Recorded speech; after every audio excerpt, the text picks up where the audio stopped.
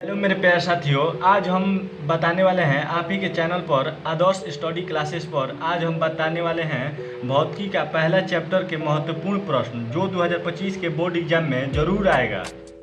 पहले जानते हैं प्रकाश क्या है। प्रकाश क्या है? प्रकाश एक प्रकार का ऊर्जा है जिसकी सहायता से हम किसी भी वस्तु को देख पाते हैं। क्या है?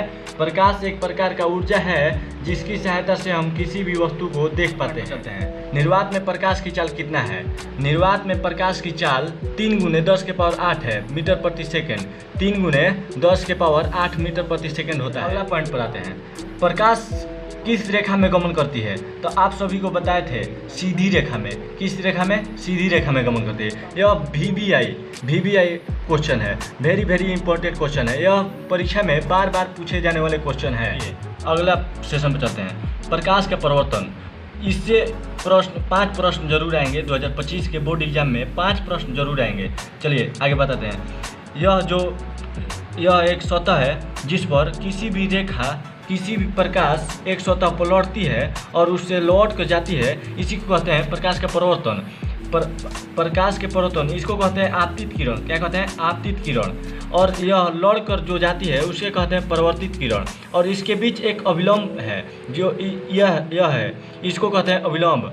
और आपतित किरण अभिलंब के बीच बनने वाले कोण को आपतन कोण कहते हैं। आपतन कोण क्या कहते हैं? आपतन कोण। इसको आई से सूचित किया जाता है। कैसे? आई से।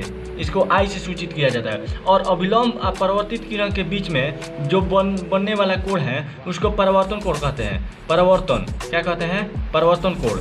इसे आर से सूचित किया जाता है। कैसे? आर से। कैसे सूचित किया जाता है? आर से। और यह कोण आपस में बराबर होते हैं। यह कोण आपस में बराबर होते हैं। दोनों कोण आपतन कोण और परावर्तन कोण आपस में बराबर होते हैं।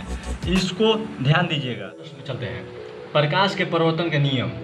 प्रकाश के परिवर्तन के नियम कमेंट बॉक्स में जरूर बताइएगा कितना होता है।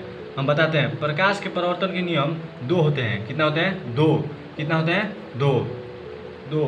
पहला नियम, आपतन कोण परावर्तन कोण आपस में बराबर होता है। अर्थात कोण I इक्वल टू कोण R। क्या होता है? कोण I इक्वल टू कोण R। तो अभी हमने बताया है कोण I इक्वल टू R। इसको कहते हैं कोण I, इसको कहते हैं कोण R। क्या कहते हैं? कोण R।